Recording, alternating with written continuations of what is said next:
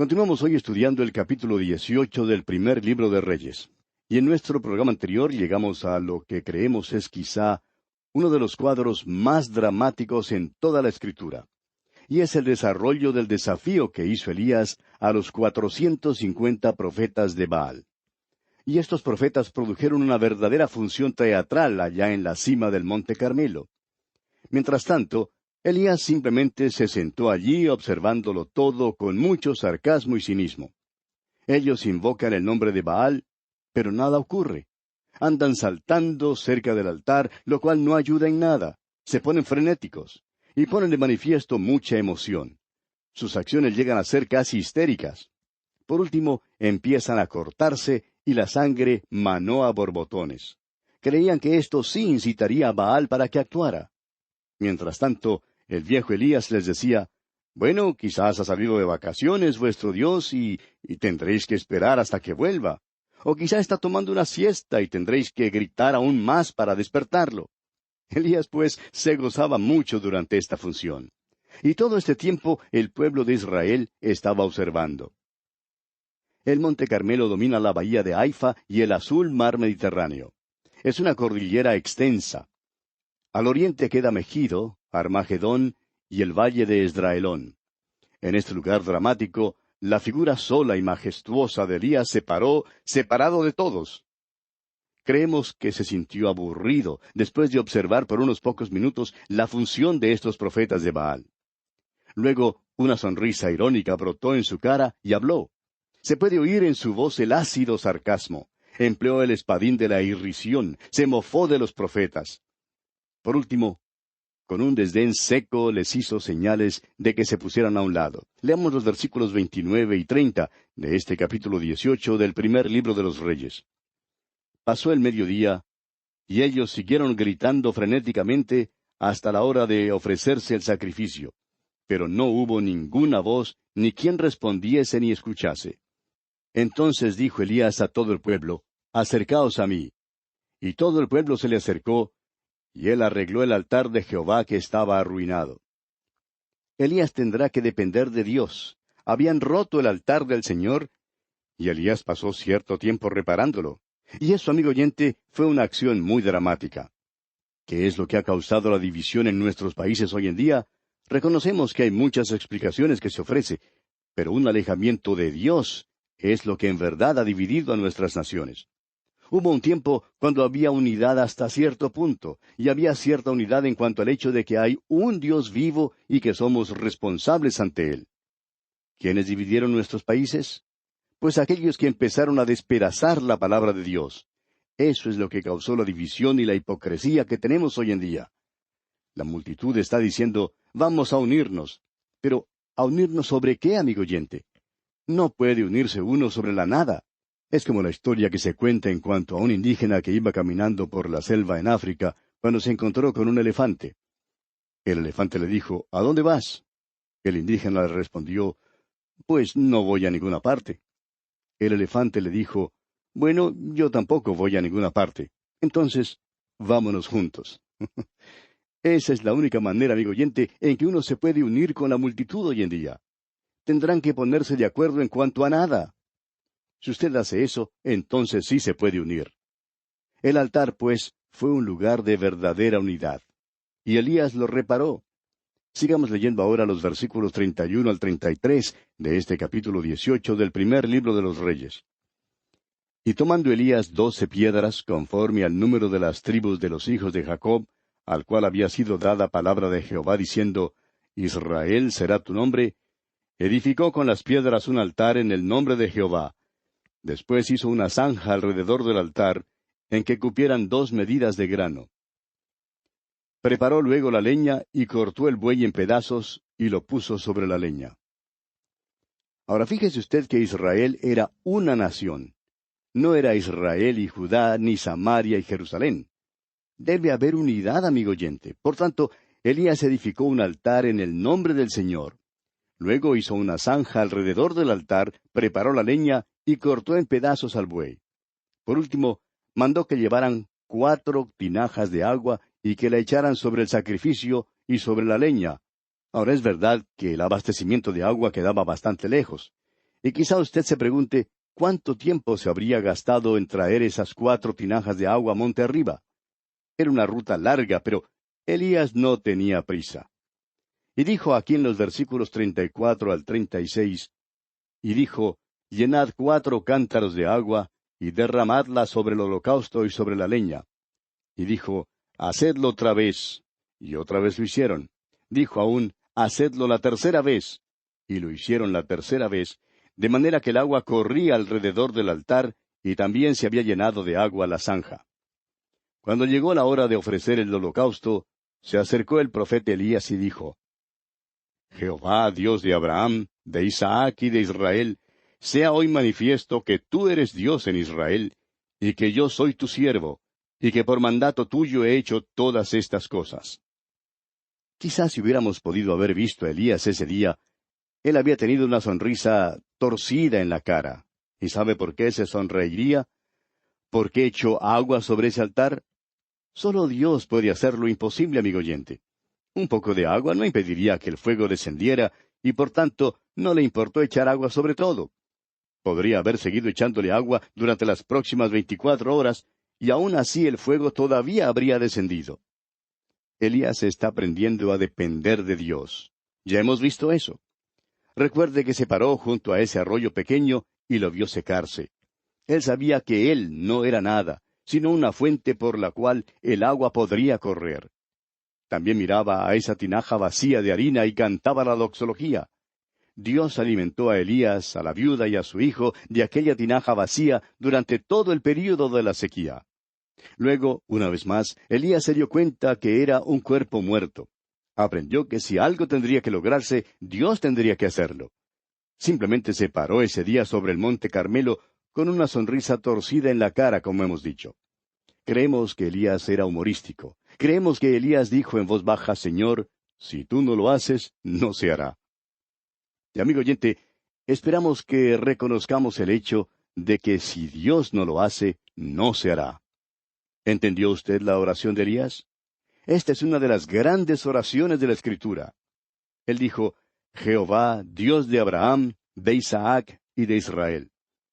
¿Notará usted que Elías usó el término Israel, más bien que Jacob? Ahora, ¿por qué usó el término Israel? Bueno, Israel es el nombre que le fue dado a una nación, más bien que a las 12 tribus. También en su oración dijo, sea hoy manifiesto que tú eres Dios en Israel y que yo soy tu siervo. Elías había hecho todas estas cosas por la palabra de Dios. Debemos cerciorarnos de que lo que hacemos es según la voluntad de Dios. No haga usted algo, amigo oyente, que quiere hacer para luego pedir que el Señor se lo bendiga. Dios no obra de esa manera. Tiene que seguir su camino, es decir, el camino de Dios, si quiere recibir las bendiciones de Dios. No tenemos ningún derecho de demandar cosa alguna de Dios. Debemos orar según su voluntad. El versículo 37 de este capítulo 18 del primer libro de los Reyes dice, Respóndeme, Jehová, respóndeme, para que conozca este pueblo que tú, oh Jehová, eres el Dios, y que tú vuelves a ti el corazón de ellos. Aquí en este versículo, Elías está orando para la gloria de Dios, y eso es lo que mueve el brazo de Dios. Y leemos ahora en los versículos 38 al 40, Entonces cayó fuego de Jehová y consumió el holocausto, la leña, las piedras y el polvo, y aun lamió el agua que estaba en la zanja. Viéndolo todo el pueblo, se postraron y dijeron, Jehová es el Dios, Jehová es el Dios. Entonces Elías les dijo, Prended a los profetas de Baal, para que no escape ninguno. Y ellos los prendieron, y los llevó Elías al arroyo de Sisón, y allí los degolló. Ahora, eso fue una cosa brutal, ¿no le parece? Pero en realidad acabó con la apostasía y la herejía. Y tenemos luego la oración de Elías por lluvia. Leamos los versículos 41 al 46 de este capítulo 18 del primer libro de los Reyes. Entonces Elías dijo a Acab, Sube, come y bebe, porque una lluvia grande se oye. Acab subió a comer y a beber, y Elías subió a la cumbre del Carmelo y postrándose en tierra, puso su rostro entre las rodillas.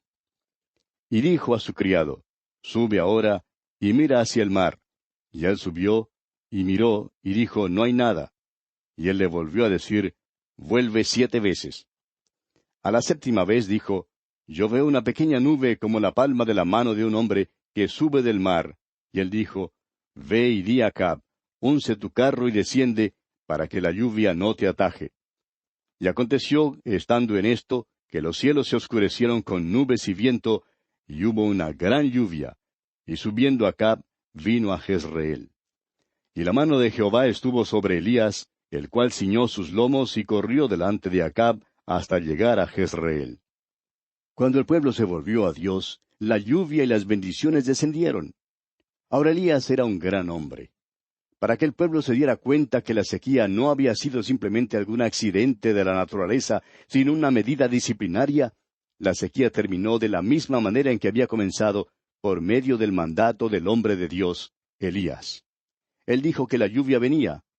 En el principio nada se podía ver sino el agua del mar y el cielo azul. Sin embargo, cuando el siervo de Elías miró la séptima vez, pudo ver una nubecita tan pequeña como la mano de un hombre. Aquella nube creció rápidamente hasta que los cielos se pusieron negros y la lluvia inundó la tierra seca. Elías le dijo a Acab que se apresurara a llegar a casa, porque pronto el río subiría y no podría cruzarlo. Luego Elías se puso a correr. ¿Por qué? Porque es un hombre sujeto a pasiones semejantes a las nuestras. Es un ser muy humano, y ahora en el capítulo 19 veremos cuán humano es. Llegamos, pues, al capítulo 19. Y en este capítulo, Elías, amenazado por Jezabel, huye a Beerseba. En el desierto, estando cansado de la vida, es fortalecido por un ángel. Dios le envía a ungir a Asael, a Jehú y a Eliseo, y Eliseo sigue a Elías. Acab informa a Jezabel que Elías había dado muerte a todos sus profetas. Ella entonces jura matar a Elías. Y esta frase del versículo 3 que dice, viendo pues el peligro, revela por primera vez que Elías es un hombre sujeto a pasiones semejantes a las nuestras. Quitó sus ojos del Señor y huyó de la mujer. Emprendió la retirada cobarde a Beerseba, donde dejó a su siervo, y se fue por el desierto hasta que se sentó debajo de un enebro, donde pidió a Jehová que le quitara la vida. Evidentemente, Elías sufrió un colapso o quebrantamiento nervioso. Quedó exhausto física y mentalmente. Dios le da alimento nutritivo y una abundancia de sueño, y le informa que el largo camino le resta, como lo expresa el versículo 7. Luego, el Señor le reprochó y le obsequió con una manifestación espectacular. Primero, un grande y poderoso viento, pero Dios no estaba en el viento. Luego un terremoto, pero Dios tampoco estaba en el terremoto. Luego un fuego, pero Dios tampoco estaba en el fuego. Ahora Elías gustó mucho de toda esta manifestación. Luego llegó la voz callada y suave. Esta es contraria al espíritu de Elías, pero Dios sí estaba en la voz callada y suave. Elías vuelve entonces al lugar de la actividad y el peligro, y en su camino llama a Eliseo. Es difícil comprender que el mismo hombre que había desafiado a los 450 profetas de Baal ahora huye. Es difícil darnos cuenta de que este es Elías. Parece ser un hombre diferente en este capítulo que el que se paró en el monte Carmelo desafiando a Baal. Sin embargo, hay una explicación de su condición. Leamos los primeros 3 versículos de este capítulo 19 del primer libro de los Reyes. Acab dio a Jezabel la nueva de todo lo que Elías había hecho y de cómo había matado a espada a todos los profetas. Entonces envió Jezabel a Elías un mensajero diciendo, así me hagan los dioses, y aún me añadan, si mañana a estas horas yo no he puesto tu persona como la de uno de ellos. Viendo pues el peligro, se levantó y se fue para salvar su vida, y vino a Beerseba, que está en Judá, y dejó allí a su criado. El mensaje que Jezabel envió a Elías constituía un verdadero mensaje amenazador. Este hombre había sido visto ante el público desafiando la falsa adoración de su nación. Había agotado mucha de su energía y fuerza. Hizo una cosa bien extraña cuando oyó el mensaje de Jezabel, quien amenazó matarlo. Fue simplemente como Simón Pedro en el Nuevo Testamento, cuando quitó sus ojos del Señor y miró hacia aquellas olas grandes, y luego empezó a hundirse. Elías también empezó a hundirse. Empezó a huir. Fue hasta Beerseba, que queda lejos al sur, y está en pleno desierto. Cualquiera que se hubiera alejado tanto hasta llegar a Beerseba podría considerarse seguro de estar libre de las manos de cualquier soberano de Israel, el reino del norte. Sin embargo, cuando Elías llegó a este lugar en el desierto, vemos que dejó allí a su siervo y avanzó aún más por sí solo. Leamos ahora el versículo 4. Y él se fue por el desierto un día de camino, y vino y se sentó debajo de un enebro, y deseando morirse dijo, Basta ya, oh Jehová, quítame la vida, pues no soy yo mejor que mis padres. No sabemos quién jamás le dijera que no era mejor que sus padres, pero no obstante, su padre había muerto, y ahora vemos que él también quiere morir. Usted tiene que admitir, amigo oyente, que este es un verdadero cambio para un hombre que se había parado allá en el monte Carmelo desafiando a los profetas de Baal. Ahora se esconde debajo de un enebro, lejos allá en el sur, al otro lado de la tierra, se está escondiendo de la mujer Jezabel. Acab no hizo ningún esfuerzo de arrestarlo ni de destruirlo, pero Jezabel aborreció a Elías. Ella no iba a dejar que se saliera con la suya después de matar a sus profetas. Creemos que es necesario notar aquí que Elías había pasado por una experiencia traumática cuando se paró delante del altar orando a Dios, y cuando el fuego cayó del cielo. Luego mató a los profetas de Baal. Entonces hubo una gran tempestad de agua. Eso fue una victoria total para Elías. De modo que Acab volvió e informó a Jezabel de todo lo que había acontecido, y ella a su turno mandó un telegrama a Elías diciéndole, quiero que sepas que haré todo lo posible por matarte. Esta es la mujer más mala en toda la Biblia. Elías, por su parte, quitó sus ojos del Señor y huyó a lo que en aquel entonces era lo último de la tierra. Cuando llegó a Beerseba, simplemente siguió aún más lejos. Por fin creyó que ya estaba fuera del alcance de Jezabel. Y francamente que cuando lo vemos sentado allá debajo de ese enebro, nos avergonzamos de él. Estamos seguros que muchos de nuestros hermanos le habrían dado a Elías un buen discurso en cuanto a cómo uno debe ser gozoso y optimista, y cómo debe sonreír en cualquier situación. Y quizá hasta le habrían citado el versículo 28 del capítulo 8 de la carta a los Romanos. Pero permítanos decirle, amigo oyente, que no creemos que hubiera logrado que Elías se sonriera mientras permanecía debajo de ese enebro. Usted, amigo oyente, bien puede criticar a Elías, culparle, denunciarle y decir que no está confiando en Dios como debe hacerlo. Alguien quizá hasta puede decir que es una vergüenza para el Señor. Pues, ¿es este el que desafió a los profetas de Baal? ¿Es este el que dijo, si Jehová es Dios, seguidle? ¿Qué le ha pasado a nuestro profeta? ¿Qué enfermedad le ha caído? ¿Cuál es el diagnóstico? ¿Habrá acaso alguna ideología que explique lo que le ha acontecido? Permítanos, amigo oyente, sugerir algunas cosas. Hubo una causa física para que Elías se portara de esta manera.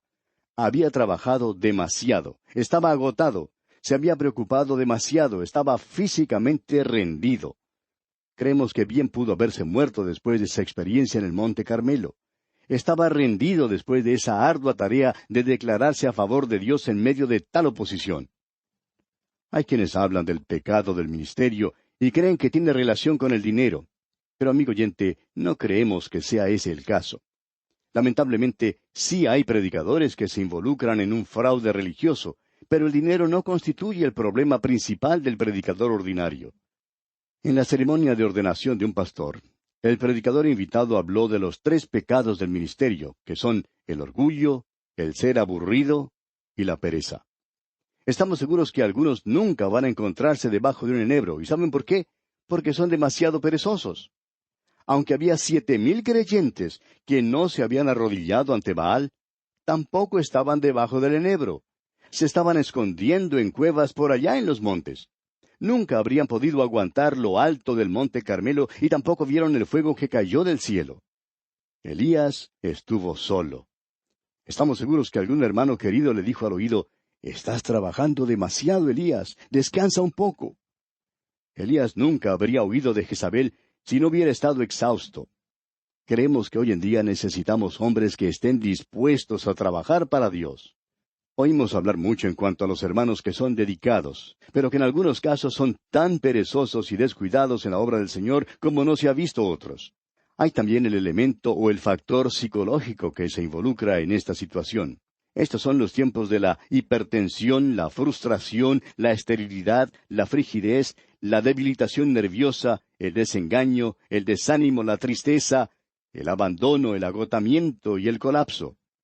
Quizá usted no ha comprendido bien la personalidad de Elías, amigo oyente.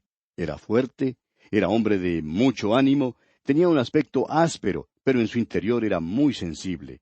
Era un hombre dominado por sus emociones y le era muy posible ir desde un estado de alegría a uno de desaliento.